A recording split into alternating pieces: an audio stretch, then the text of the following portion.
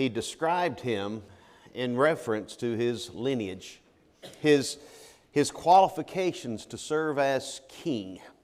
He begins by describing him as a son of David, a son of Abraham, son of David. You move your way through Matthew chapter 1, and once David's name is mentioned in the lineage, the emphasis is on David, the king.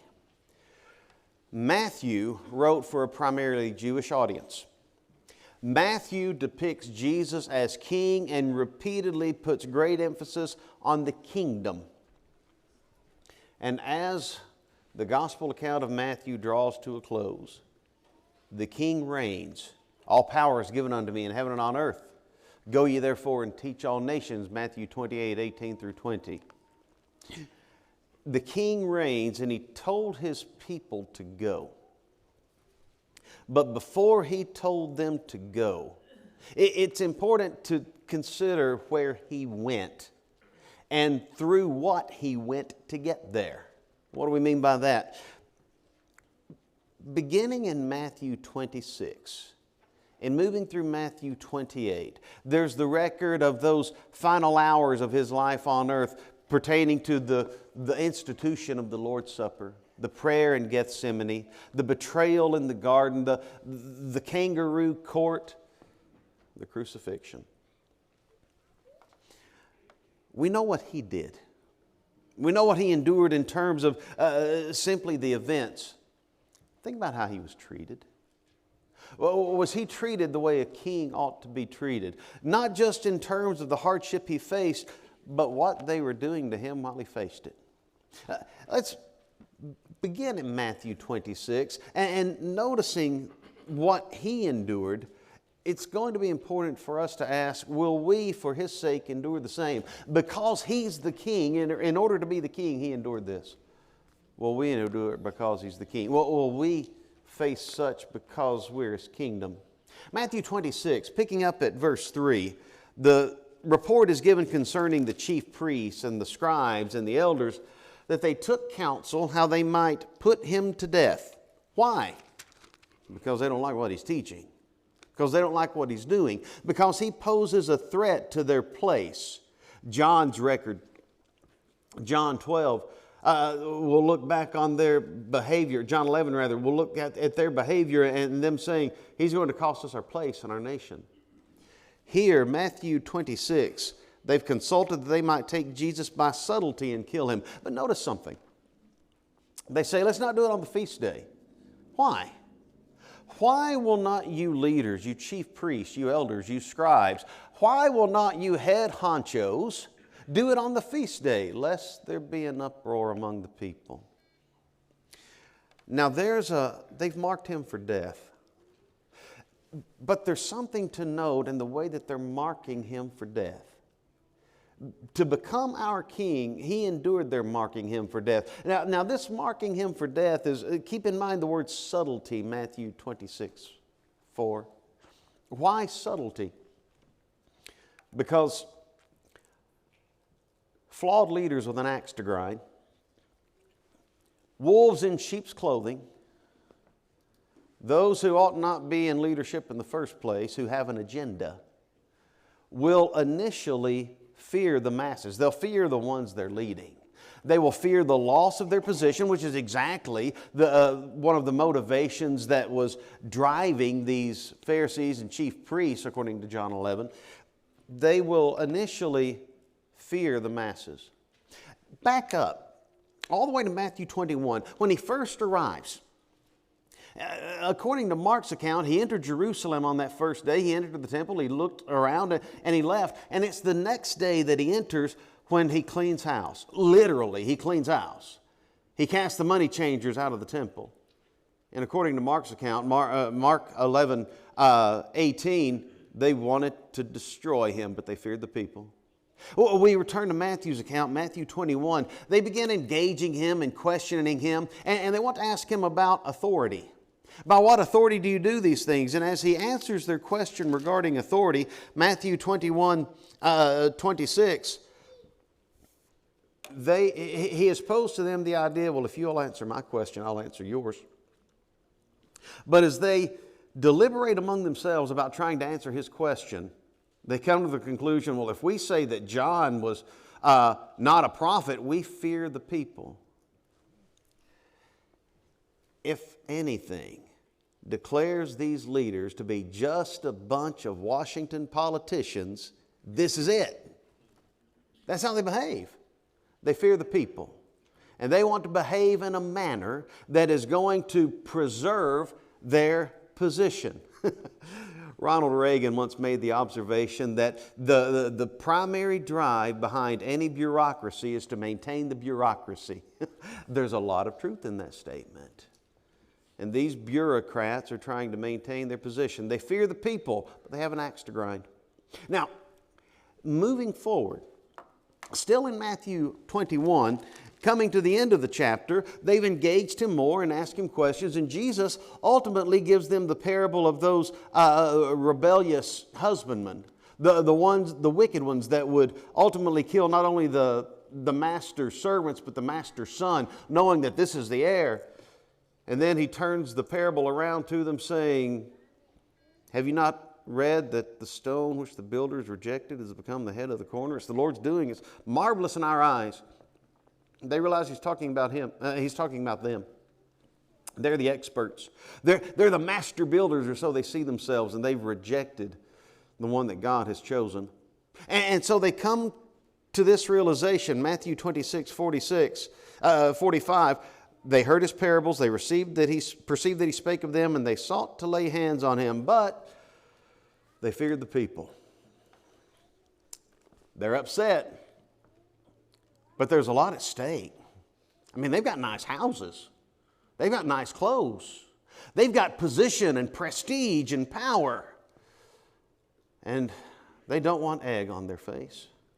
And so they wait. Throughout the ensuing chapters, Matthew 22, there are more questions asked of him, to the point that at the end of Matthew 22, he essentially pulls out the first roll of duct tape and puts it on their mouths. They ask him no more questions. He brings them to the point of saying, okay, you tell me, David's son, who is he? Or Christ, whose son is he? Well, he's the son of David. Well, if he's David's son, why did David call him Lord? They couldn't answer it. And no man from that day forward asked him any more questions. That didn't make them very happy. Nor did it really tickle their fancy when in Matthew 23 he repeatedly declared, you scribes and Pharisees, hypocrites. Scribes, Pharisees, hypocrites. Matthew 24, he declared Jerusalem's left desolate, and he foretold the destruction of the city to his disciples as they sat outside the city. Matthew 25, a depiction of judgment and the emphasis on being ready. Matthew 26. They're reacting to everything he's done over the course of this week. When we get back to that passage where we started in looking at this idea, they took counsel how they might take him by subtlety and put him to death. But not on the feast day, lest there should be an uproar among the people. They're still fearing the masses, but they've got an idea. Here comes one of his cohort, one of his followers, Judas. Now, Judas is upset because Jesus actually called Judas on his hypocrisy when Judas tried to say that this woman that was anointing Jesus was just wasting the oil. That could have been sold for 300 pence and given to the poor. The poor you have with you always, me you have not with you always. She's done this against the day of my burying. Oh, and by the way, according to John's account, Judas said this not because he cared for the poor, but he was a thief. Had the bag and bear what was put therein. Jesus called Judas on his fallacious reasoning and left him with egg on the face. So he goes to others who don't want egg on their faces, and he conspires with them. What will you give me and I'll betray him to you? Now they have an inroad. Not on the feast day, though. So we'll wait. We'll wait till after the preparation for the feast and the feast has been observed. We'll even do it that night. So in conspiring with Judas, they arrange for the opportunity, and they make their opportunity. The night after the Passover is observed, Jesus has gone to Gethsemane. He's prayed in the garden, and here comes Judas. You betray the Son of Man with a kiss. He's arrested by the mob. the mob that came at night, not in the daytime in the temple. Jesus would ask them the question, even as it's recorded in Matthew 26. Are you come out as against a thief with swords and staves? Verse 55, for to take me? I sat daily with you teaching in the temple, and you laid no hands on me. In other words, he says, you bunch of scaredy cats, why are you coming at night? It's their hypocrisy. It's their plot. Instead of doing it openly in front of others, they're coming at night because they knew they couldn't get away with it with the masses there. But they've got a plan. Because here's something about the masses. Here's something about the crowd. It's fickle. And the same crowd that laid olive branches on the road as he entered Jerusalem a week earlier, the same crowd that said, Hosanna to the Son of David, Lord save us, Hosanna in the highest. The same crowd can be steered simply by being convinced that a judicial decision has been made, which is exactly what's going to happen here. Think about it. The sun went down that day, and so many in Jerusalem are saying, this Jesus is something special. But by the time the sun rises the next day, they've arrested him illegally at night, tried him illegally twice, and then have a third trial right as the sun rises so they can claim it's another trial on another day. Matthew 26, picking up at verse 59, as they went about the trials, they sought false witness against Jesus to put him to death. You know, at some point, a person has to step back and say, you know, I'm eating mud here. This just isn't right. If it's necessary to use false, deceitful practices in order to accomplish what I think needs accomplished, maybe it doesn't need accomplished. That's not their moral fiber, though. And so they move forward with their deceitful witnesses, bringing accusations against him that again, are either completely askew or at least misrepresentation of what he said. And then, when those efforts fail, here comes the head honcho of the head honchos. Here comes the high priest. His name's Caiaphas. And he says, I adjure you by the name of the living God, are you the Son of God? An illegal question coming from him. He was supposed to be a listener, not an accuser. More of a defender than the prosecutor. Are you the Son of God? Jesus answers. He answers honestly. For him to answer any other way would have been blasphemy, would have been sin.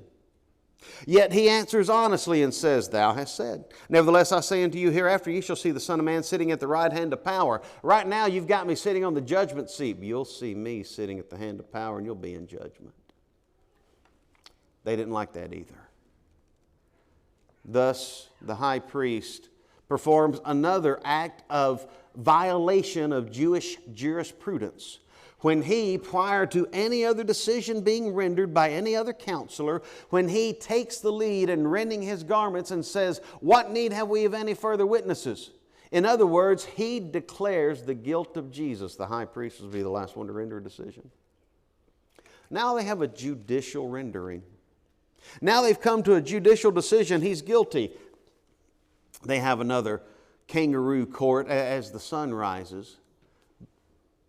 But as that happens, and they're transferring him to a Roman court so that they can bring about the ultimate outcome that they desire, which is his death, Matthew 27, picking up at verse 1, when the morning was come, all the chief priests and counselors of the people took counsel against Jesus to put him to death. They've got a plan. They take him to Pilate. He will undergo 3 more hearings, 2 before Pilate, 1 before Herod. Pilate will offer to let someone go because that's the custom on the feast. But those that once feared the masses are now steering the masses. To the point that Matthew 27, picking up at verse 20, the chief priests and the elders persuaded the multitude. Wait a minute, I thought they feared the multitude. They did when the multitude had a clear view of Jesus. But now there's been put a shroud of deceit over him. And as such, the multitude are like so many gullible sheep listening to the hirelings instead of the shepherd. When, verse 20, they persuaded the multitude that they should ask Barabbas and destroy Jesus. So when Pilate says, "Who will you then I release unto you? Jesus or Barabbas?" Verse 22 rather. They said Barabbas. Pilate said, "What do you want me to do with Jesus?" "Let him be crucified." The governor asked, "What evil has he done?" "Here are the masses. Let him be crucified." Some lessons to draw. He endured this. He knew their murmuring behind his back. He knew their conspiracy. He knew what was taking place. And he took 0 steps to prevent it. He endured it. Not only did he endure it, but he knew that the same crowd that so welcomed him in Jerusalem a week before would be made of similar people who were saying, "Crucify him." 7 days later, he endured it. He endured him being marked for death. He endured the way the conspiracy unfolded. Let's learn this lesson. This still happens today. You can see it at the government level in politics. When those who are leaders have an agenda and a desire and a goal to accomplish, but they know where the masses stand based upon all of the polls and the surveys. But then they get into a position where they can sway judicial determinations. 2004, 2006, throughout the election of 2008, a gentleman named Barack Hussein Obama took the position that while he supported the idea of civil unions for those of a homosexual couple, he opposed the idea of marriage because it was not perceived in his mind as a right. Then he got elected. Then his Secretary of State said, "Well, I'm for same-sex marriage." Just a few weeks later, his vice president said, "I support same-sex marriage." You know how politicians introduce ideas and test the response before the higher-ups let their thoughts be known? Just a few weeks later, "We're not going to defend the Defense of Marriage Act anymore." And eventually, within the first term, the United States Supreme Court is no longer upholding legislation from the Congress pertaining to marriage because the politicians had an axe to grind. It doesn't only happen in this situation. But if you step back and you look at a comparison of the statistics regarding people and their opinion regarding this sort of union prior to 2008, and the statistics and the overall public opinion of this sort of union today, 16 years, and it really, the change occurred in less than 10. Because the masses were convinced that a judicial decision had been reached and they had to change their minds to mirror man's justice rather than God's. It happens in the church as well.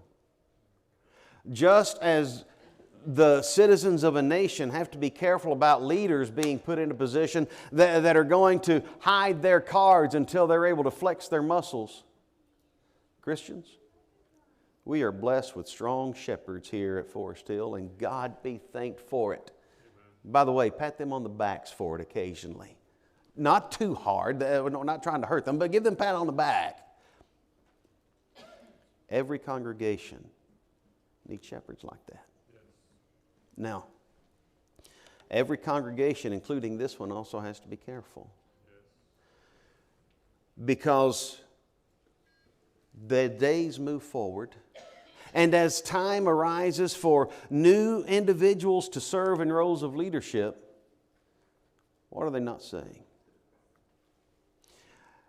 Too many congregations have been led astray because someone or a couple of someones found their way into the eldership, and then they started showing their cards on what they believed about the exclusive nature of the church, or about the role of men and women in the church, or about the type of worship that God has authorized. They did not reveal their hands, show their cards, or grind their axes until they were in a position to come out of an elders meeting and say, we've reached a judicial decision. The same kind of political posturing and plotting that led to the crucifixion of Christ can still happen today in various levels of our existence. Will we endure it? Will we overcome it? Will we recognize it and, with as much as we can, take steps to avoid it? Let's move forward, because those that once feared the masses eventually steered the masses, and Jesus endured them, marking him for death. Then we come to the trial. Pilate, he's done no evil. Crucify him. Well, I'm washing my hands of it. He delivered him to be scourged. Scourging was vicious. It was really just the start, but it was vicious. By the time it was done, flesh hanging in shreds.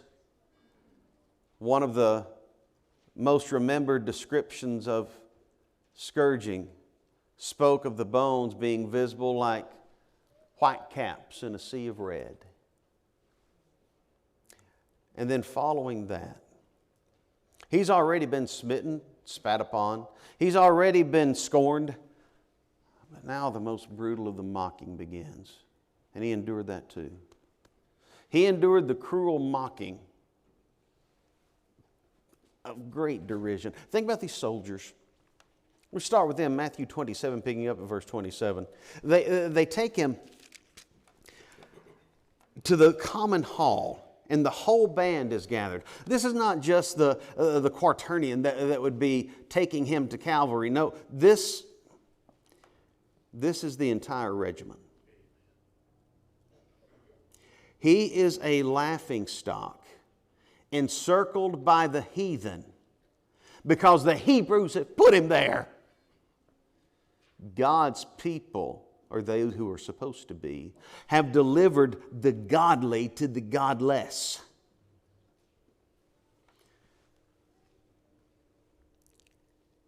And it begins. They're not just pointing fingers and laughing. No, their mockery is vicious and brutal. It's ruthless. Notice what the ruthless Romans do. Picking up at verse 27, they've got him in the common hall and they stripped him. And they put on him a robe of scarlet. This robe would not be something that would be comfortable. Think of rough burlap. And moving forward, while it looks like a robe of royalty, it's being put on a back that is open and bleeding. What happens when we put gauze on a wound? Clots and begins to heal. They're going to rip that robe in a moment. You ever torn gauze from a wound? What happens then? At times the bleeding can be worse the second time than it was the first. In their mockery, they're vicious. And in their vicious mockery, one of the things they do is they put a crown of thorns upon his head. Don't think just little bitty quarter-inch briars like you might get when you're picking blackberries. No. These thorns were long, sharp, and hard to break. And they've gone to the trouble of plating them into a crown, just so that they can put it up on his head. They don't rest it there gently.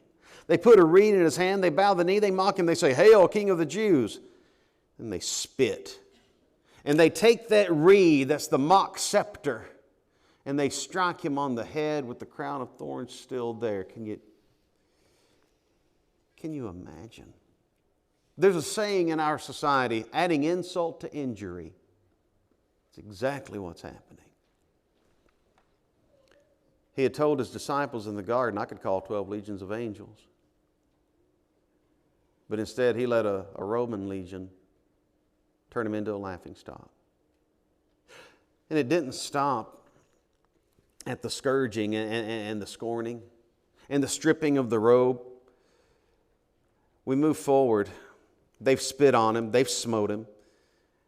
Verse 31, after they mock him, they take that robe, they put his raiment on him, and then they lead him away so they can crucify him. The Romans were ruthless. He comes to the place called Calvary. There they crucify him. The nails in the extremities of his arms, where the arm meets the hand, in the feet. A posture that prevents breathing. Every inhalation is agonizing. And while he hangs there, all of his weight on 3 points of contact, pain searing through his body, it continues. Adding insult to injury, here come the passers-by, the travelers. Perhaps these were some of the ones that had come to Jerusalem for the feast. And now as they pass by on their way, they're pointing fingers. And what are they saying? They revile him. Literally, they are blaspheming him. What do they say? Hey, you said you'd destroy the temple and build it in 3 days. Why don't you take care of your body? Isn't it amazing? He didn't look at them and say, that's exactly what I'm about to do. Because when he had said, destroy this temple and I'll raise it up in 3 days, all the way back in John 2, John realized he was talking about his body. Here they are. You said you'd destroy the temple. He's letting them destroy the temple of his body. But he's going to raise it up. Yet he endures it. He endures the mocking from the ruthless Romans, from the scornful sightseers who are just passing by. And then there are those lying leaders. Verse 41, here's the chief priests mocking him, the scribes, the elders, the same ones that took counsel, the same ones that found the false witnesses, the same ones that conducted so many acts of violations of Jewish jurisprudence that it couldn't even be called a trial. But here they are celebrating the sentence, gloating over the guilty. He saved others, himself he can't save. They treat him like he's helpless. They question his ability. Oh, if you be the king of the Jews, come down from the cross. Now they question not only his identity, but his authority. Side note. You've heard the story about the professor that stands in front of a college class and challenges his students, saying, there is no God. If there is a God, then he'll not let this egg break when I drop it. You know what the problem is with that? So many students sitting in class, unable to defend their faith, watching this individual taking a position as though he has the authority to tell God what to do. That's how they treated Jesus on the cross. As though they had the authority to tell God what to do. As though they had the authority to say, God, if this is your Christ, now come save him and we'll believe. Well, he's already been raising the dead, healing the sick, taking care of demons and disabilities. He's already walked on water. He's already fed multitudes. And now you're saying we'll hear him? Heaven had declared, this is my beloved Son in whom I'm well pleased on the day of his baptism, but they wouldn't listen. But if you'll get him down from this cross, now we'll hear. Mankind has zero right to define the terms of faith. God has set the standard. He supplied the evidence. And when man decides that he's going to demand more, he's no different than these who scorned Jesus at the very crucifixion. There were the ruthless Romans, there were the scornful sightseers, the lying leaders, and then there are the convicted criminals. Yes, one of these will repent. He'll say, Lord, remember me when you come into your kingdom. But for now, think of the moment when these two convicted felons with all of their guilt decide that they are going to turn their ire and their angst toward Christ. Yet he endured it, adding insult to injury. We're talking about those that in our minds, some would declare them as the scum of the earth. Well, he let scum pour their indignation on him. And he said not a word. The only words he said over the course of those 6 hours, Father, forgive them, they know not what they do. Woman, behold thy son. Son, behold thy mother. My God, why hast thou forsaken me? I thirst. It's finished. Father, into thy hands I commit my spirit. And he told that one thief, the one that had charged him, mocking him. He did speak to him on an occasion when he said, today you'll be with me in paradise. He didn't respond to the mockery, but he responded to the penitence. What an example he set. Now, if he endured those things, can we? Because he is king, he faced those. We're his kingdom. Can we handle people being ruthless toward us and mistreating us? Can we handle the slander and the ire? Are we willing to face those occasions when we are the laughingstock because we believe that God created the world? Because we believe that God came and lived in the flesh and died on Calvary and rose from the dead. Are we willing to face what the world throws at us? Because He's the King. Father, into thy hands I commit my spirit. He died. Earthquake, veil rent. Some of the dead even rose. Centurion said this man was a son of God. Joseph asked for the body. Pilate delivered it. Joseph wraps Jesus' remains, buries him in an unused tomb. Matthew 28. When it began to dawn toward the first day of the week, here came the women. Mary. They come to the tomb, but it's open. The angel, he's not here because he's risen. Matthew 27 has been called the darkest day in man's history.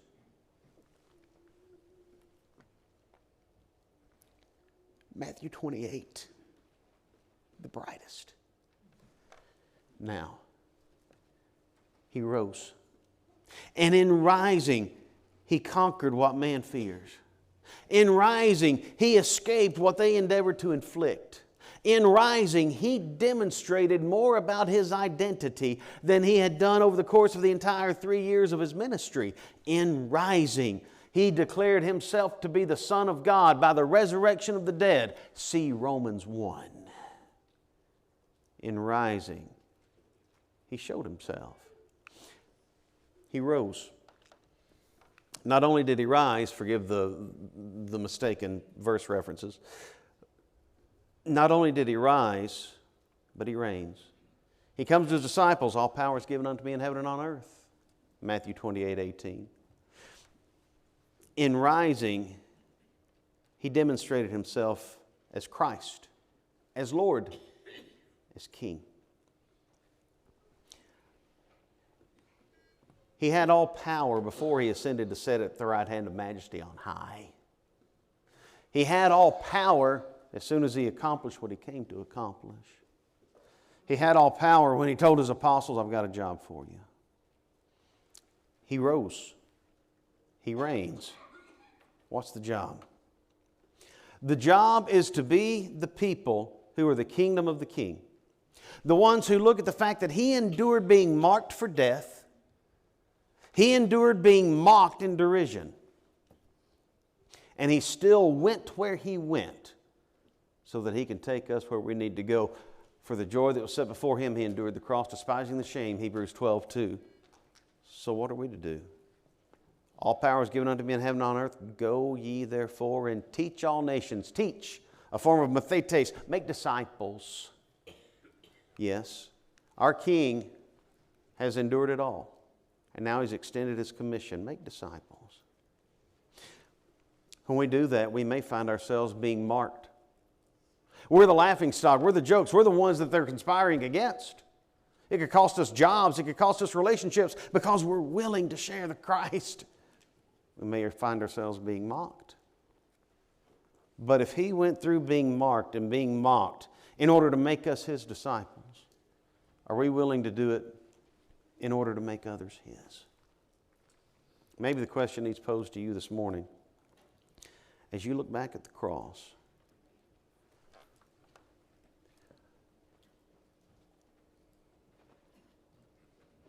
Are you the one that mocks? Or are you like the thief that says, Lord, remember me when you come into your kingdom? You ready to die with Him? Are you ready to be His? He's the King. And He left this world in a way fit for a king. A way that demonstrated majesty and mercy all at once. Highness and humility all in one. And as such, He calls us to do the same. Maybe you've never obeyed the gospel of Christ, and it's time. It's time to be buried with Him in baptism. Like as Christ was raised up from the dead by the glory of the Father, you also can walk in newness of life. We can die with Christ and live a new life. Are you ready to confess Him? I believe He's the Son of God. I believe that He died, that He rose, that He left the proof. And I want to be His. Repenting of those sins, being washed of them. Maybe this morning you're a child of God and it's time to come home. Maybe you're one that instead of making disciples, you've been compromising with those who've been doing the marking and the mocking. Maybe there's just been a complacency. Maybe you just need the prayers of your fellow saints. He's our King. Are you ready to give Him the service fit for a king? Yourself. If you need to respond to Christ's invitation, we hope you'll take the opportunity while we stand and while we sing.